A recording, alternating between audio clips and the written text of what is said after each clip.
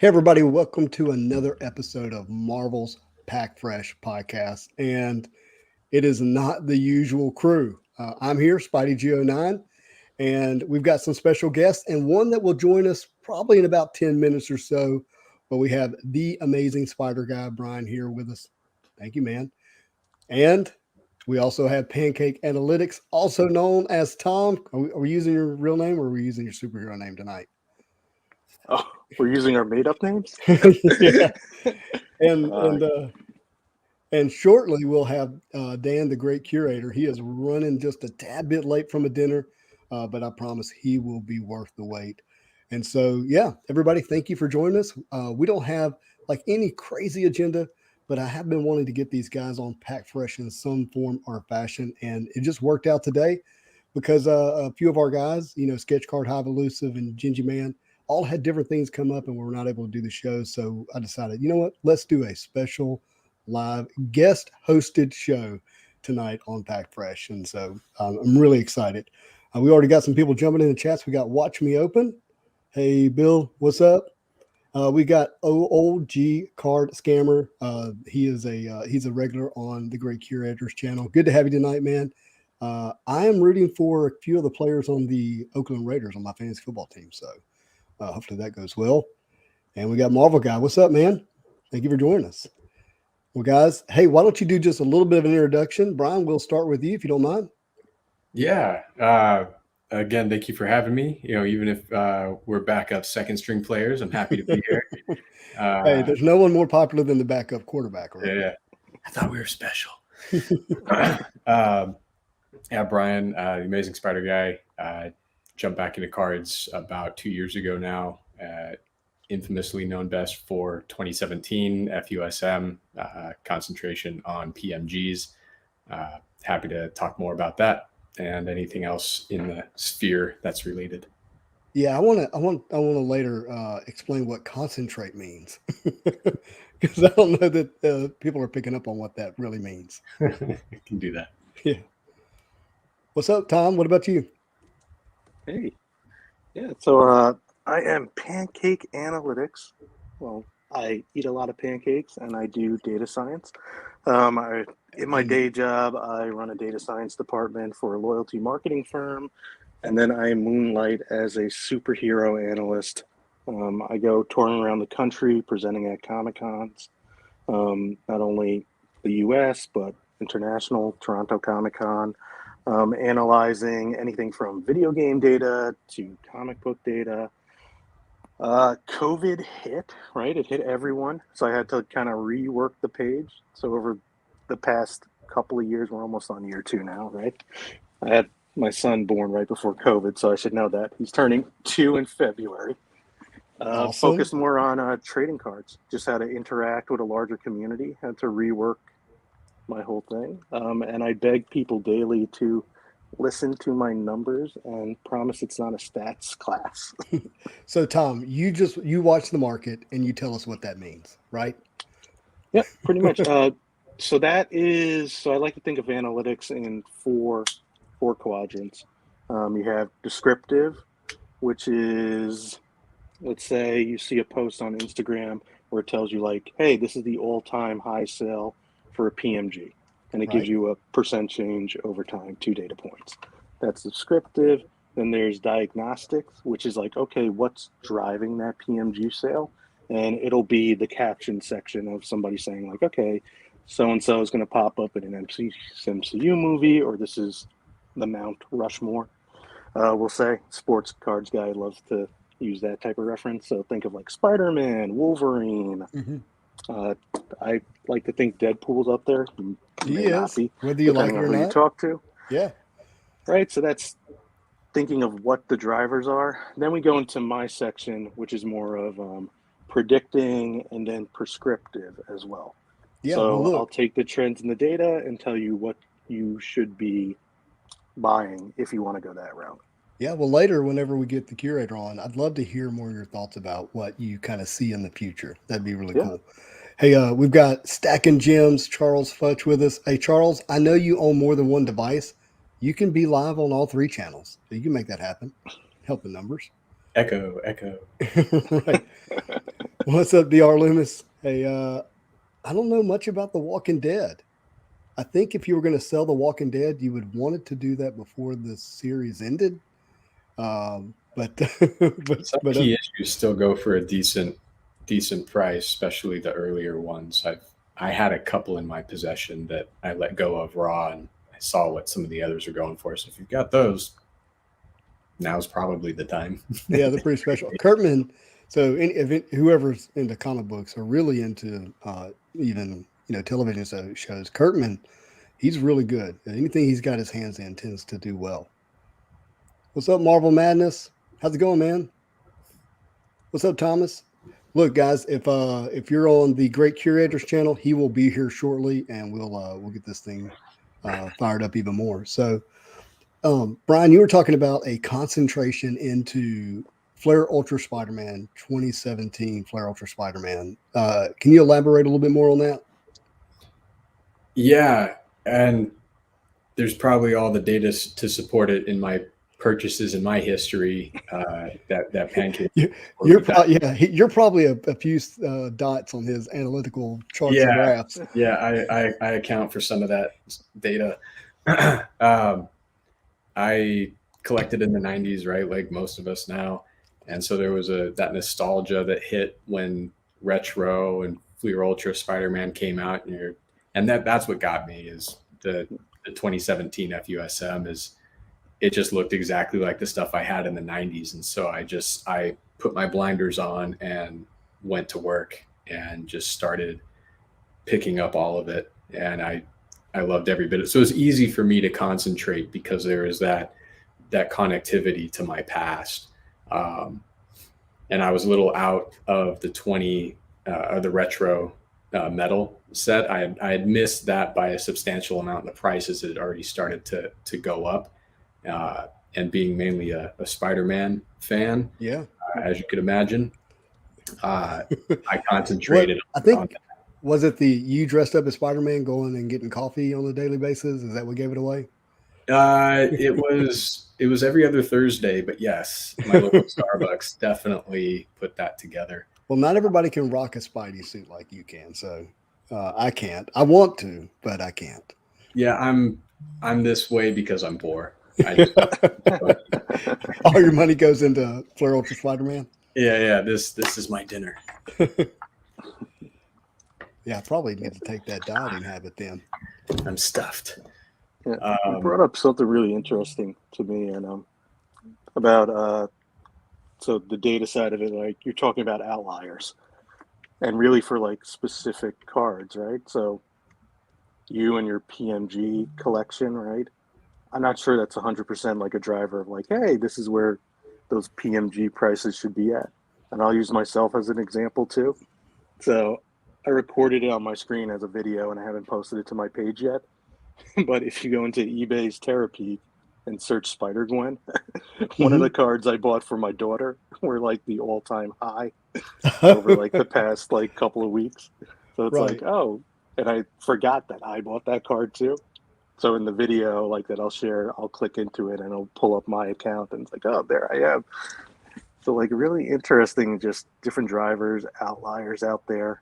But also what resonated a lot with me too was just why you got back into collecting, right? And I think your joke about being poor is the reason why most people love Spider-Man, right? Like he's human, like he's relatable. No doubt. Yeah, there's a train right outside my window. I try and emulate as much as I can. Oh, you just leap out. Are you one story up? 2 stories up? Yeah, second floor. Yeah. Hey, I want to get to this question in the chat. So Dr. Loomis C says, will we see comics hold an investment value the way cards do now? And Brian, you're giving a thumbs up. You want to explain why? Yeah, I dabble a little bit in that. Part of my shelf here is dedicated to books. Most of my PC, I'd say half and half now, is slab versus raw. And I've been in it now for about 4 or 5 years. And the prices of books have gone up very similarly to how cards have. Maybe not as dramatic, because I think there's been a lot more. There's that there's that overlap from the sports world in cards, right? There's no sports comics where people are coming in, but you have that in the cards. Oh, guys, sorry I'm late. No, hey, look, you're a wizard. You arrive precisely when you mean to. That's Late Lord to of the the Rings party. reference. I had to make an entrance. Sorry. Yeah, that's right. Hey, Don, take your time to settle in. We were just answering Dr. Loomis C here. He asked, will comics hold an investment value the way cards do now? And Brian was diving into that answer. Almost wrapped on that. Sure. I'd love to hear your guys' thoughts as well. So a good, for instance, one of the books that I keep an eye on is Amazing Fantasy 15, right? Right here.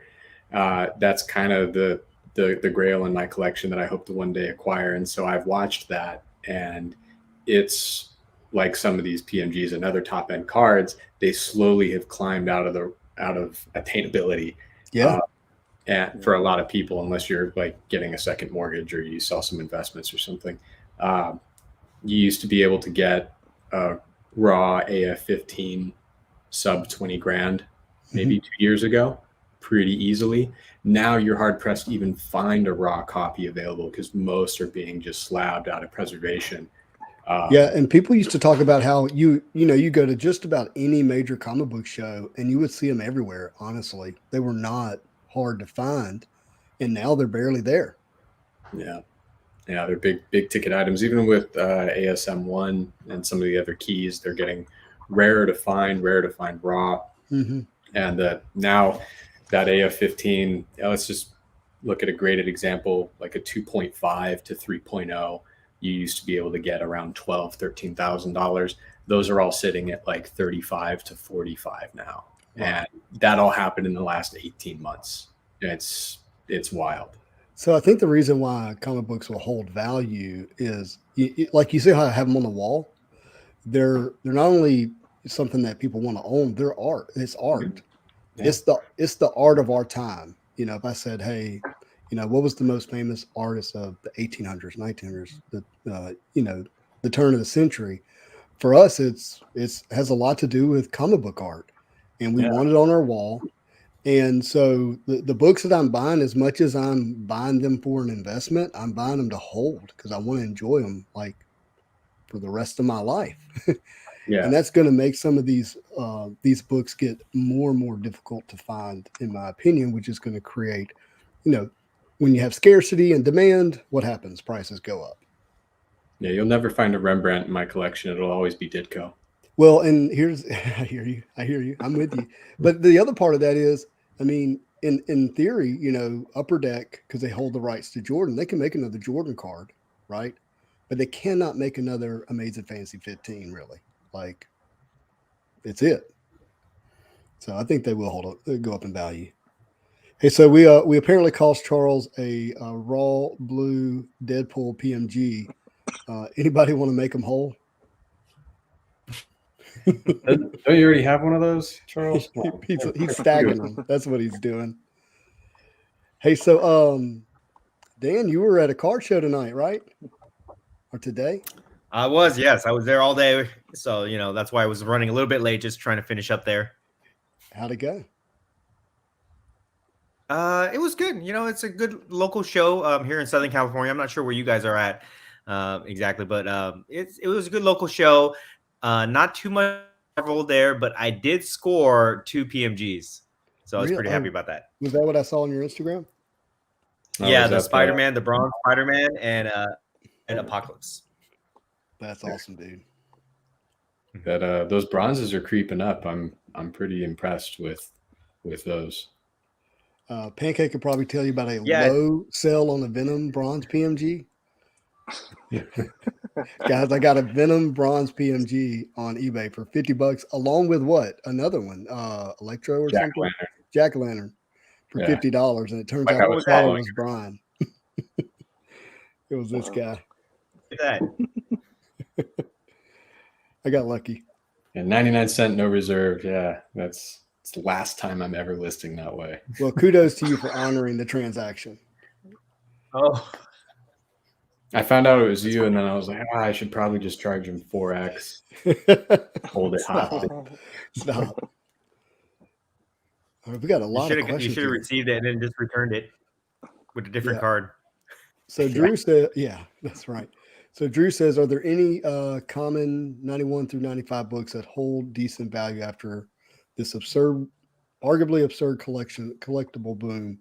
Fairly familiar with the 90s baseball card space, but not comics. I'm happy to take a stab at that unless somebody else wants to. It's really going to be about first appearances.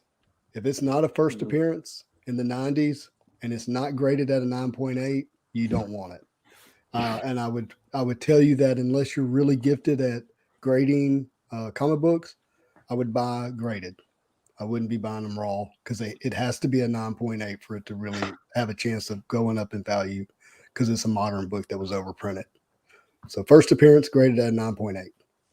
And I'll add to that, and I've seen it because I'm following a couple of limited, harder to find modern 90s books. Mm-hmm.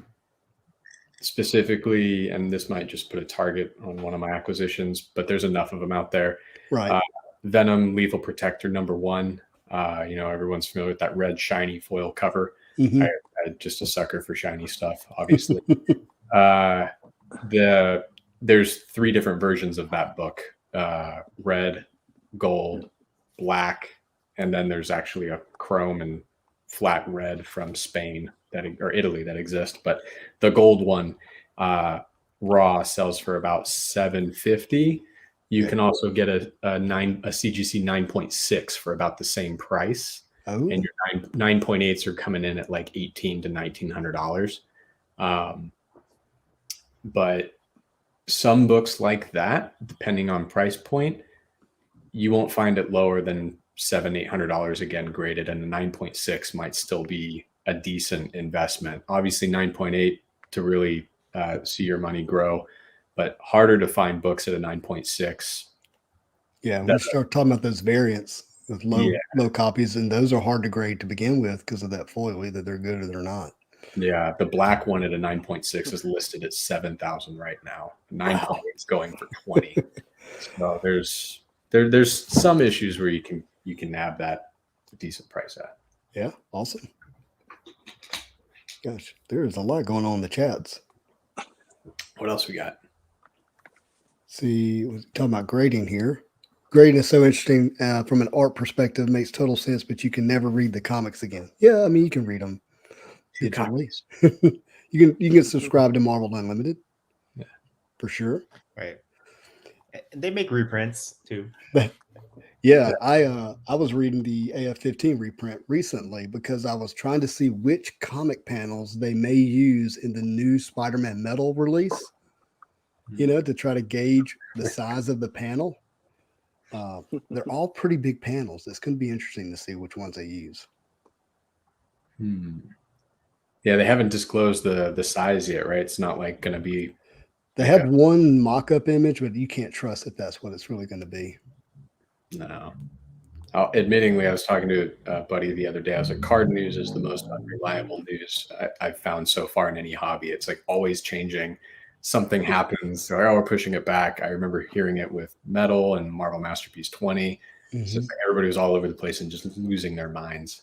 Well, with X-Men Metal, they showed a rogue Planet Metal, and it never even was part of the set.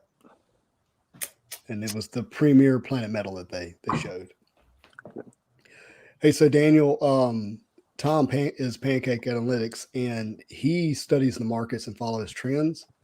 And I had a question for him because I thought it would be interesting for you and your viewers too. What do you see like that's kind of at a low point right now that's not being spec'd on very heavily that people are going to really wish they had bought in at in the future? A character, a type of card, a set of cards, it's not narrowed down, but for me, it's the way that Marvel collectors are and I'm just going to make an observation based off of what I see. No one is, at least that I talk to, is pack art collecting. Collecting a lot of sealed for the artwork. Like, I think that's kind of a miss. Promos and TCGs of Marvel. There's one that I have my eye on, and I'll just say it for like transparency because I don't think I'm actually going to buy it. Yeah. The price range is too high for me for like a single card, and this will tell you how frugal I am. But the Alex Ross from Versus System, the employee promo, the employee staff promo release. Yeah. Right it's now about it's like 250, 400, is it? Yeah, like 400, and that's just how frugal I am. Yeah, there's like 3 or 4 of them on eBay. There had been. I have not been able to pull the trigger on it yet either. Yeah, and then just seeing how much people are ripping right now, right? Like, and just look at the sailed seal boxes on eBay, track that, right? You kind of get an idea, okay, when the next box break is going to happen, or the next pump in PSA, SGC, if CGC ever starts grading, that's when like all the lower level stuff will become rare again. You're talking about the sealed boxes? Yeah. And they'll become rare because people will be buying sealed product so they can Just rip it and grade it. open it. Imagine, I don't know, everyone I'm assuming is familiar with Whatnot. Yeah. Right? Have you ever caught a Whatnot stream of Marvel? It's like, oh, some stuff makes me cringe. Like, don't open that. Yeah, so that's really interesting. I Don't haven't open thought it. about that. Is these models that people are employing, like on Whatnot, where they're ripping product or they're ripping to grade, there's not enough product for that to be sustained for a long time. Yeah. And the new product doesn't come out in quantities enough or as often enough as they would even need to do that over a period of time. If there's any kind of, significant increase in the hobby. Yeah. And MCU always intrigues me. Like sketch card post that he had of that Australian collector. I was like, oh man, I wish I would have done that at the price point it was when each movie was coming out. Yeah. There are things just myself I probably am going to regret. Like, I probably shouldn't have opened it either. Like, I opened a box of Endgame. I opened a box of Civil War, and these were when they came out. It's like, right. I wish I didn't. Now I can only find like a couple Civil War packs from Canada. So, but I haven't really researched or remembered when I opened it what's actually in the set that I'm trying to chase. Just that weird forced rarity that happens. You just never know. And the TCG interests me. It's just, I saw it at Comic Cons. It would dime a dozen. And if you see what happened to Pokemon, it was like people were just playing the card so much. Now the pops are going crazy and supply is going crazy. But you just wonder how much like good quality products out there still. Or if there's even a buyer, I don't know. Yeah, it's out there. I just huge piece of the puzzle too. Yeah, it's out there. I just don't know how long it would be out there. It just takes one nudge for this market to go even further than it is now, and how much that stuff's going to be bought up. You saw what happened with 90MU, and it didn't even have an influencer behind it, right? Yeah. So, yeah, I don't think there's enough sale product personally. All right, Charles says, hey, great curator, I'm going to bust out one of my biggest WWF Dwayne The Rock Johnson collections on Graham next month. I can't wait. Can't wait to see that. Now do it before he runs for president. Yeah. You can also grade seal packs. Speaking of pack art. Yeah, that's a good point. I heard Amanda was talking about that. Here's Amanda. Dre, we must be VIP in the chat. Amanda was well, hey guys, I got this going on 3 channels, so there's chats maybe in each individual channel. Sorry about that. So I'll try to put as much as I can on the screen. But Amanda was talking about, if you break a box and let's say it's bricked, don't open anything else. Send the packs to get graded. And I thought that was a great idea. That was brilliant. I never thought about that before. Who's buying graded packs? I've not even seen one. They're not now, but I would rather be holding a graded pack than ripping a pack that's bricked, obviously. Yeah, I think graded packs. We're talking about Pokemon does it a lot. Like There's a people will lot of buy old graded of the baseball. vintage. That's old baseball graded packs. Yeah. And I've watched a couple of cool videos where these guys buy into breaking a graded pack. So the pack's authenticated, it's graded, and then they pay like say $1,000 a spot to break a 1952 baseball pack. So I thought that was a great idea. What's up, Surfer? Yeah, we're having a good night, man. So no Marvel cards at the card show tonight. Is this a normal card show that you go to, Curator? This was actually the first time they had this particular show, but I know the promoters, they run a regular show.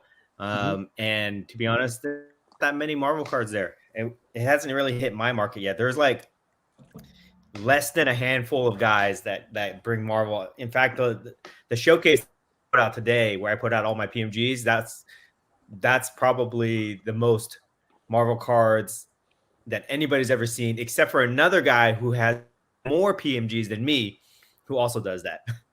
Wow. So were you selling at this Yeah. show, or were you just going around? No, I mean, I was selling other cards, but I put out the PMGs as like beacon, so that people who see it, they can bring me their PMGs, and it works, guys. It works because I got three. I got three PMGs this weekend, so I was pretty happy about that. That's awesome. I have a question for you guys. Yeah, go ahead. Okay. Anybody else collect sports here, or is it all Marvel? Yeah, we collect.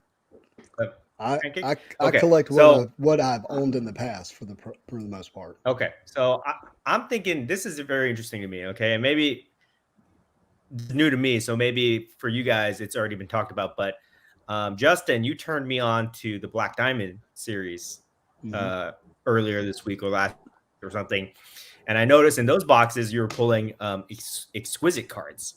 Correct. Yep. So in the sports world, Upper Deck, when they make the exquisite cards for the athletes, they're highly sought after. And then I was noticing that they were doing that with Marvel's, the MCU cards, and some other guys. Where those stand right now in terms of popularity? The Black Diamond? You guys know what I'm talking about? Yeah. Yeah, exquisite cards. Can I tackle it, Justin? Yeah, go ahead, bud. Yeah. I've been looking at the exquisites, MCU, because that's going to go into my model, right? Kind of what the MCU impact is for predicting out value. I'd almost think it's similar to like what's happening with basketball right now, where like base cards or base rookies are pretty much lower tier now. A lot of outside factors like PSA raising their prices, longer term time for every grading company you can think of. So like I like the exquisite actor auto for the MCU. That's what I like. But now you could see the same effect that's going on where, we mentioned LeBron's PMGs, where they're seeing like bump now, right? Like that's where those exquisites non-auto are going to be low hanging, right? Because they're still serial number. What do you think about the set as a whole? What do you think about the set as a whole? Mm-hmm. Yeah, no, I have exquisite in my collection, my PC. I love it, but I don't know. With Marvel, I'm too close to the heart. That's why I haven't put like too much analytics specific for Marvel out yet, because I love it all, and it's probably going to lead people the wrong way at first. But this is what you're talking about. Buy it now. Yeah. Yeah. So this is that an exquisite? This is actually superior to the exquisite. This is a gemography. So this is numbered to 25, and exquisites can be numbered to 25, but this is a superior insert to the exquisites. But a gemography auto here from Paul Bettany with a really nice auto, and it's got the diamond in it. And these diamonds are they're diamonds, but they're lab created, right? Yeah, but I think like when you're talking of like crossover sales, maybe to different markets. Right. Like, well, I'm looking at what's with the PMGs right now, right? Yeah. And if you know about like Because of the insert. the original PMGs back in the 96, 97 era, those things are like upper ultra high end now in terms of value. And I'm just thinking like, maybe if I'm looking for that next undervalued market, PMGs right now, the secret's out, for Marvel PMGs. But I'm looking at the exquisite, the actor autos, Mhm. and I'm thinking those look a lot like the basketball exquisite cards that they're making. So I mean, it just seems like that would be, once people learn about that Mhm. might be the next avenue, because I never knew those existed until Justin told me just a few days ago. They're really nice. They're the entry point's high. They're expensive packs, and you saw some of the openings. You only get 5 or 6 cards, and that's it in a box. It's a pack, but it's a box. I'll tell you the negatives about it, just to kind of give both sides. In the Marvel card world, like the current set of collectors, the reason why a lot of people don't like them is because it's still frame art, or still frame pictures, and not art. And so, but that's like the only negative I can think of. But there is a huge collector pool of people who are into non-sports and into autos specifically that chase the black diamonds at a really high level. Yeah, anything autographed, I'd say is I wouldn't say that secret's already out. The word's out on those, at least in the circles that I run, and I haven't bought a single one of them. It's like Justin said, it's not my thing for those reasons. But I've watched it closely just to see what that hype was about and see what was driving it on a wholly different level than what Pancake's doing. But the autos are definitely the higher end ones to go for. But decent characters and actors are already pulling a couple of $1,000s depending on who that is. RDJ, Chris Evans, Tom Holland, all. Yeah. Do you guys know if are they all sticker autos? Are any of them on card? The more modern stuff is going to be sticker, but there is some stuff, some older stuff that is on card. But man, it is expensive. That's what I liked about. Is there a Chadwick auto out there? Oh yeah, in fact, I saw a box of it this weekend that would likely potentially have a Chadwick auto in it. The Black Panther set. Wow. Yeah, I'm almost certain it does. Now, the Stanley autos have been starting to climb as well. I'm surprised they haven't already. They're just scarce. I think very few are getting released to market. But you'll find those Stanley autos for his various cameos start to pop up, and I see them every now and again, and I almost get sucked into that one. So there's a set called Marvel Gems. In fact, I probably have a box behind me I could grab in a minute, but it is built like Black Diamond and like an exquisite set. Do you have a box of Marvel Gems, Brian? I don't. I was going to find something else to contribute. Yeah, and it came out in 2016. The packs, actually, I bought some packs recently for $250 a box, or a box recently for $250 a box, which I think is a pretty good price personally. It's got numbered cards. It doesn't have it's a comic book art, so it doesn't have autos, but it does have sketch cards. We got a lot going on in the chats here.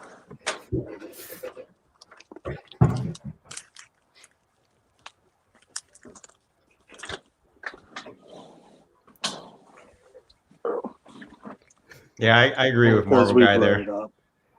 Oh, look at that, Stan Lee. Oh, yeah. Is that on card or sticker? On card. On card. Oh, wow.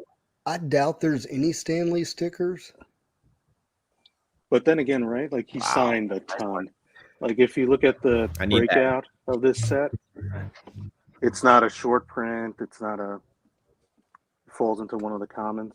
But to buy it raw, it's going to be expensive. I got lucky. I pulled that. Are you serious? Oh, wow. Yeah. So now let me tell this. Yeah, go ahead. No, go ahead.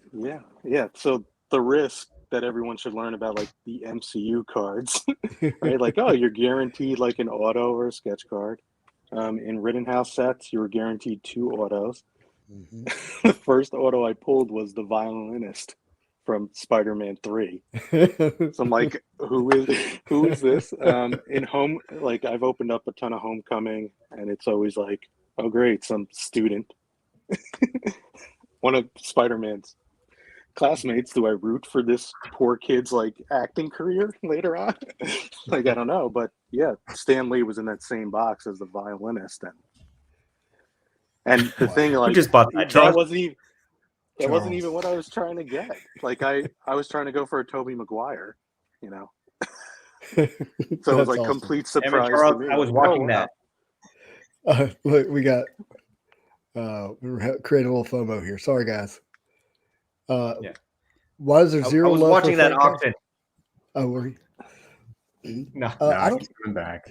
Yeah, I don't know. If that's true. I actually talked to a bunch of people that have a lot of love, but maybe you mean like Disney has zero love for Frank Castle. I think they're just being really careful with him right now. Yeah, there's some Punisher love right there, and that's a purple number to 5. Nice.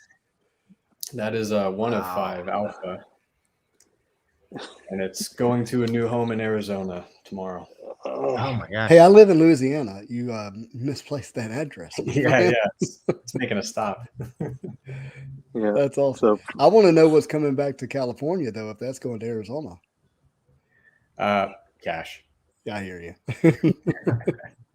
But I wanted to show this. We're talking about autos on card. This is Ray Lago's signature on card of the gold web foil 2017 FUSM, and these are numbered out of 49. Yeah. And this was one of my favorite inserts out of 2017 that managed to do. And I like that they weren't stickers, not to diminish anything that has a sticker on it that's signed, but like the fact that 49 of these sat in front of the artist and he signed all of those, and then those went into circulation was just, I thought that was super cool. Yeah, just to make sure those that are watching understand. I mean, it is self-evident, but stickers. Hey, you signed a whole sheet of stickers, and who knows how many they signed, and then those get put on cards. And sometimes the signature runs off the sticker, but more importantly, you just don't know how many it's gonna show up in the marketplace. And that's the thing that makes me really nervous about autos and investing in autos is how young is Chris Evans? How many more cards will he sign over the rest of his life? You know, that's why Chadwick Boseman and Stan Lee are a much better play. Yeah. well, Tom Holland, right? Yeah, Like is his autograph like overpriced right now? yeah. And that's why if you're going to buy it, it needs to be numbered and on card if you can help it. No, it looks like Tobey Maguire might be signing some cards in the near future, so his auto will be back out. Right. That was one of my dominoes, man.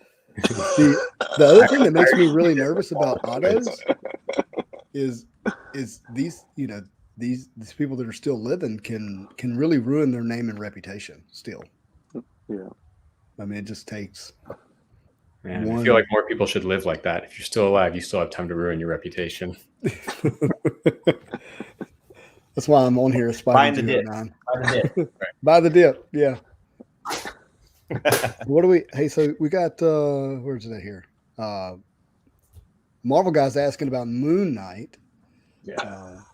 What are your thoughts on schizophrenic character? There we go. There's your answer. I'm so mad at you, Daniel. Like I literally messaged Amanda, I think at the same time you did. She's in the chat, I think. She is. Yeah. I love her. Oh, he just trumped you. There you go. Oh. Okay. I see. Coming in. I see how it's gonna be like that now, huh, guys? Hey, Daniel, just to make sure you know who the Amazing Spider guy is. He has the entire Flare Ultra Spider-Man 2017 PMG set from bronze to green. I saw the post. Yeah. Yeah, that photo's made its way around. I made sure of it.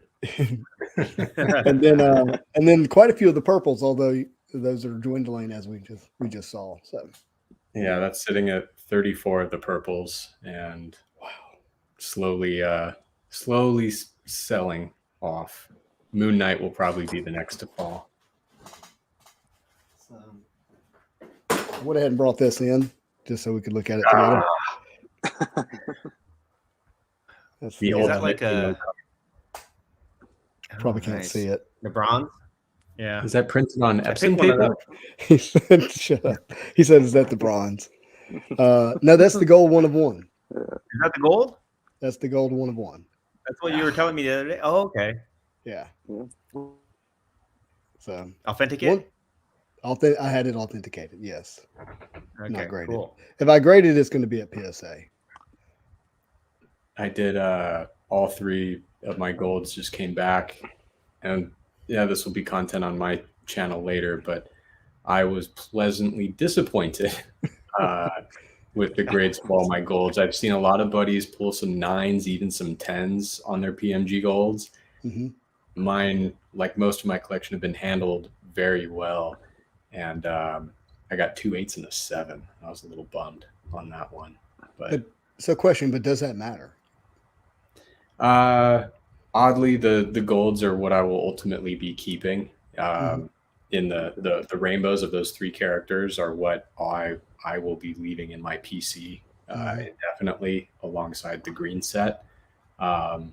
So it doesn't matter to me right now, and the fact that they are 1 of 1, like, that buyer will exist eventually at some point in time and at whatever price point that is. So I'm not, if I was selling now, I'd probably be a little upset, but yeah, 7s. I'm going to be honest with you, Brian. All I heard was you don't have the gold Spider-Man, therefore you're not keeping that in your personal PC. That's all I heard. I mean, I'll reroute this Punisher tomorrow if that Spidey wants to make his way to California. So if you want to work the rest of those greens, and I need the green and the blue. If you want to work those back over to my way, I'd love that. Tough. Well, green, blue and red sets at PSA currently, those will be up on Golden in the Christmas auction and then January Elite auction. So I think that's the way to go, is to sell the whole set at once. I really do. Yeah.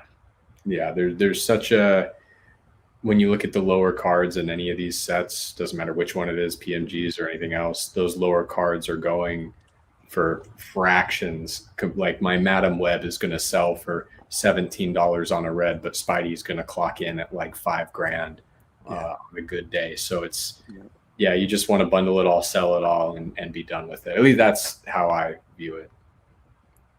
Yeah. I mean, I think it helps the collector too, because that's what they want. They want to put together the set most of the time. Yeah, one-stop shop. Have you, Daniel, you've ever sent anything to an auction, like Golden Auction? No, not yet. Possibly in the future, but I'm, haven't been in that position yet to send something high in there.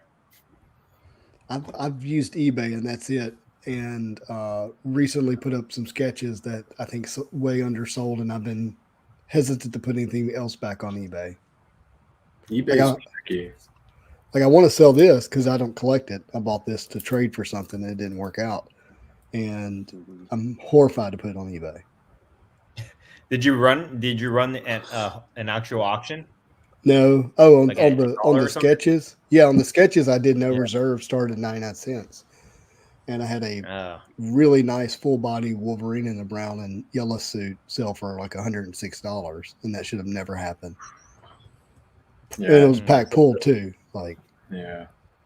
And that's what I've liked about the proposition with Golden, was that they give you a whole month, and they've got so much marketing behind the release of certain items, and they do videos and they do tweets. And I was talking with them for some time before I consigned it, and that definitely made the most sense. I also have a purple Carnage and purple Spider-Gwen going in the holiday auction as well, so I'll be interested to see where those go. The Spidey Gwen, I'd like to have that one. Yeah, I thought about hanging on to it until Spider-Verse 2 came out, but Oh man, that would be nice to have. Well, now you know where it's at. I do. Golly. All right. Yeah, Golden Auction. I mean, they have the record for the highest recorded marble sale ever, right? So 34,000 for the green PMG Spider-Man. And that How much bronze was it? set that sold at 29. You mean the 40? gold?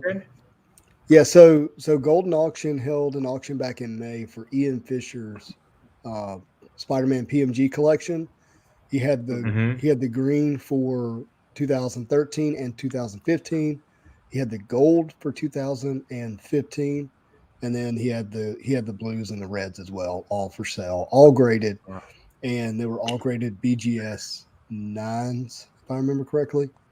And the green sold for 34,000 after buyer's premium, and the gold one of one sold, I think it was 29.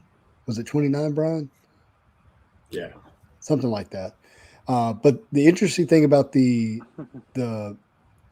green 2013 there was a BGS 9 actually there's one on the PSA register as a PSA 10, and it's actually the same card. He didn't like it in that slab and cracked it and sent it to BGS. So that card doesn't actually exist anymore in a PSA slab, unless the buyer, does something with it. Yeah. Oh, we got Neo in the chat. What's up, Neo? We'll get you on next time, bud. We got a little special Packfresh show tonight because the other guys were unavailable. So having some fun. Got the B team in here. No, I don't know about that. I may have upgraded us. We might be Drew Bledsoe and Tom Brady here tonight. Yeah, give us something difficult to answer. Where should I put my money? You have my banking details, right? That's right. You have my PayPal account. Yeah. I mean, I don't know that I don't have anything difficult to ask you guys. You guys bring a lot of value, and I guess something that I really like about Daniel and the Great Curator, his channel, is he talks about civility, and I like the word gentleman. I use that talking about you guys tonight. Just being gentlemen collectors and investors, and the way in which we deal with each other. That's been my experience of you guys so far, and so I'd love to hear your thoughts about how to grow that in the hobby. Oh, there we go. There's the gentleman. Gentleman here, for a bottle. So, Tom, before I know you got to jump off. We're going to keep going, but do you want to speak to that before you hop off? Yeah, I'd love to. Mine comes from a place of just wanting to educate others. I do it for a living too. It's presenting data to marketing departments, salespeople, sometimes accountants, like just to get people comfortable with what you're trying to say. Never, assume or insult anyone's intelligence. So just from that, you can't be toxic. Like, toxic isn't a thing. You do see it across other hobbies, some other accounts, and it's just treat others as you want to be, right? Mm-hmm. Like, what I love, like what I found out recently, and it's embarrassing that I found out recently, is like EPAC is generally new to me, and like I love it because the message system, people will tell me like, hey, I'm trying to clean up, get this achievement. And it's like, okay, yeah, sure, just accept the trade, whatever, and then they hook me up later on. I feel that's kind of hard to find like in other venues. Yeah, so I've had great experiences with everyone so far. I usually get the negative experience when it comes to the other, and I think this is on brand for me, but like other analytics accounts, and I'm just like, come on, be honest with people. Like, you obviously own that card, everyone. Why are you pumping that? Like, don't tell people to do that. But yeah, but just remember collecting. Try to set an example for my kids, right? You know, there are packs that people would have cringed that I let my daughter open, but you know, my father did it for me. He let us open up stuff too. So, and I see that a lot in other collectors as well. And this has been great. Like, I mean, I started listening to you, Justin, and the podcast, MCC podcast too. And I didn't think this was going to happen this soon. Here you are. Yeah. Well, keep doing everyone. the good work, man. Putting out those numbers and analytics for people to look at and study and be informed. The hobby needs it. Yep. Bye, everyone. Have a great night. I gotta put kids to sleep. All right, man. Take care. What about you, Brian? In terms of like civility and in terms of like promoting civility and just a positive atmosphere for the hobby moving forward, because there has been and probably always will be some negative going on, but how do we continue to push that in our hobby? I think it's community, really, because there's predatory action going on in any market, in any place you look, and having, whether it's in personal life or in collecting, right? You have your cabinet, you have the people that got your back, the people, your advisors, you've got people around you that can help you through difficult decisions. And I feel like having the community there as a resource, and I think anybody that's been on this channel and has been circulated through here is kind of part of that, whether we know it or not, and whether it's sharing analytics or showing great content and unveiling new things, getting people excited because you're excited. You're just sharing excitement, genuine excitement, not pump up market excitement. Right. I think that's the important part. And I know I think there's 2 or 3 groups I'm in on Facebook. And out of those 3, I think there's one I spend 90% of my time in. It's curated. It's got great admins, and a lot of my involvement in the community, or what I've done in my short time here, is a product of the people that I've had kind of in my corner helping me out. And it's not even just help, it's just camaraderie, right? It's just being a part of that journey and both getting excited, and everybody's getting excited about stuff. And maybe I tag one of my friends in too many sale posts and he's spending too much money, and I'll get a message from him. He's like, "Hey man, quit tagging me and stuff because I keep buying." I know that life. It's funny, the Facebook group you're talking about was born out of a desire to create a positive atmosphere, because the message board inside of one of the kind of cardboard, websites got pretty toxic. Sure. I heard a lot of that. I think, again, that comes down to the admins, right? Like you have a lot of, it's a function, right? You have a lot of input into this page. And if whoever's processing it and allowing it to exist or not exist, kind of helps keep that toxicity at a minimum, or curbing it, or using it as an example, kind of shining a light when it needs to be.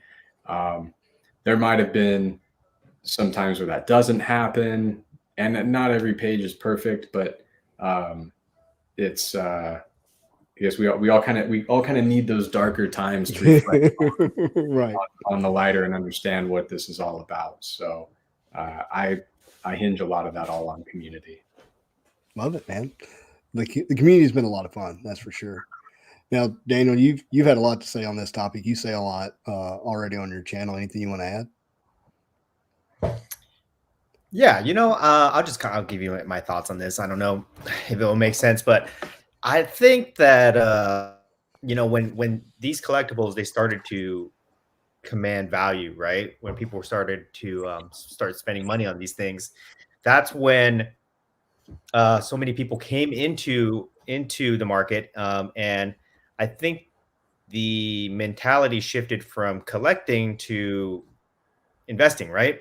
Right. And when people focus on the monetary side and the profit, then it becomes very competitive and can be very nasty. And I think that's where the toxicity came, right? And the idea would be like, profit first. You got to do what's best for you. And then that's that flipper culture, right? Where you got to get the best deal out of, out of the transaction, you got to get the best side so that you can make your money, things like that. And I think that's where a lot of people put their focus on. And new people coming in, seeing that, kind of thought to themselves, okay, well, this is the way it is, right? This is how you have to be to do it. And that's where you kind of saw a separation from where collectors, like true collectors, would get upset at these people coming in to their hobby and kind of blowing it up, right? And you saw a divide. So for me, it was very important when I started to get a platform for this that I would just kind of tell people that, or put the message out there for whoever wants to listen to it, to say basically, it doesn't have to be like that. It doesn't have to be profit first. It doesn't have to be, so nasty. In fact, there is a better way. And if you act with some civility and you act nice to people and treat people with respect, then you find yourself suddenly getting better opportunities. Okay. And I also wanted to kind of encourage people to hold each other accountable within their own little sub communities, so that when new people come in, they would teach them, right? So the shift would be away from like profit first and, and you got to be tough and nasty, to civility, hobby first. Be nice to each other, be respectful, and you can still get all those other things. And it's so much easier to participate, and it's so much more fun when you do it the easier way, So that's kind of like what I'm trying to push that message out there. And I'll tell you guys, I think it's working, because people are coming up to me at shows. They're quoting my lines. They're telling me how much they appreciate this versus what they experienced before. So I think that I'm definitely brainwashing people with my repetitiveness in all my videos where I quote this message. And then I think it would be really cool, because you could just kind of give me the idea when you're talking about like moderators, right? I think it would be cool for other people who make videos like you guys to kind of help spread this message. And then we could be like the moderators on the global chat board that is, the hobby, right? And just let people know that this is the way that it should be. This is the way you should act. This is a better way to do it. And then I think people will listen. If you just tell them, people will listen, and then they won't be so nasty to each other. Right. And I'm with Kevin. Daniel, I'm with Kevin. Like, I mean, a lot of content comes across my little phone screen and my computer screen. But it was your message that attracted me to watch your channel, and why I'm very thankful that you're here on Marvel's Packfresh, and I'm a guest on your channel as well. And because I want to be around in the community that Brian's talking about, where people they're civil, and my own simplistic way of saying it is like, and Tom mentioned it as well, is like, if I'm trading or buying, I pretend that the other person is me. Like, how would I want to be treated if someone was making an offer on my card, or vice versa? How would I want it to be packed or shipped if I was shipping to myself, or how would I want someone to say no? Like, I'm not trading that right now. It's, not for sale or whatever. But I love it. And I think that we can be together. I'm with you. I certainly want to pick up that message and help carry it with you for sure. Because this is how I want the community to grow, and the atmosphere that it creates amongst each other. And one last thing real quick, before we move on in this topic, I was reading about, who played Neo in The Matrix? What's the actor's name? What's that? Keanu Reeves. Keanu Reeves. Yeah, I was just reading when he was doing his latest movie that's really big. What is it called? John Wick. John Wick. Sorry, I'm not a big movie buff, but when he was doing John Wick, they offered him $8 million and he turned it down. He said, "I'll do it for a little under $2 million. Take the rest of the $8 million and give it to the crew." Now, who does that? Wow. But look how well the movie did, even though he said like 3 lines, right? And then it got a second, and then now it's turned into this whole. I mean, he represents something now, right? How many? There's 4. The 4th one comes out next year. Oh, yeah. Wow. Turned into 4 movies. He's now worth $400 million, but he decided to think about somebody else other than himself. And the profile on Keanu is pretty impressive when it comes to like the Hollywood Mr. Nice Guy. Yeah. There's a lot of really heartwarming stories about that guy, and everything he's been through in life is pretty miraculous. Been through a ton of tough times. So for him to have that attitude in his professional environment, like Hollywood of all places, it's pretty impressive. There's a lot of good stuff on him out there. That's awesome. I didn't know that. I just actually read that today, and I was reminded of that when Daniel was talking. So Charles wants us to get Neo on board. Do you guys know who Neo is, by the way? Northeast Ohio Sports. The one, no. We haven't Yeah, even talked about I've seen Keanu his Reeves. It's pretty cool. Pretty cool. And then the card boss. Let's see what he's saying here. I'm He's actually talking going to have about- to jump off in about 5 minutes or so myself. So Neo can That's come all in good. and fill my space. No, good. Bring We'll get Charles to in. it. Bring Charles. I would love to get Charles in if he'll get on camera. I've only ever gotten him on camera one time, and that was it. It's all the lights of Vegas kind of drown him out. Yeah. Well, look, guys. Hey, look, we'll wrap up the show then, if that's all right. Really do appreciate you guys having coming on. Any last words before we hop off? Just keep up the good work. Absolutely. No. Thanks for having me, guys. I appreciate it. And anybody that came in from my chat, thank you guys for, I wish I could have answered all your questions, but I to them, I promise. There was a lot of questions. I couldn't keep up with all of them. So, hey, the Amazing Spider Guy has a channel. You just started it. How many videos now? We got a second coming out hopefully in the next day or two. So 2 episodes strong. Sweet. I'm looking forward to seeing it. I enjoyed the first video. I love watching anything PMG, and that certainly was full PMG. And of course, everybody knows the great curator. Everybody knows Daniel. But if you don't, check out his channel. It's a lot of fun. You do 3 a week, Monday, Wednesday, and Friday? I try to do 3 a week, and maybe 1 live a week. See, but the format might change soon. We'll see. I'm still figuring it out. I'm an amateur. I'm trying to be on your level, Justin. Be organized and figure all this stuff. I'm still very amateur. Well, you're doing a great job. I really enjoy it. And everybody, again, thank you for joining Marvel's Packfresh Podcast. This has been a special episode with our special guest, and I hope you all have a marvelous day. See ya.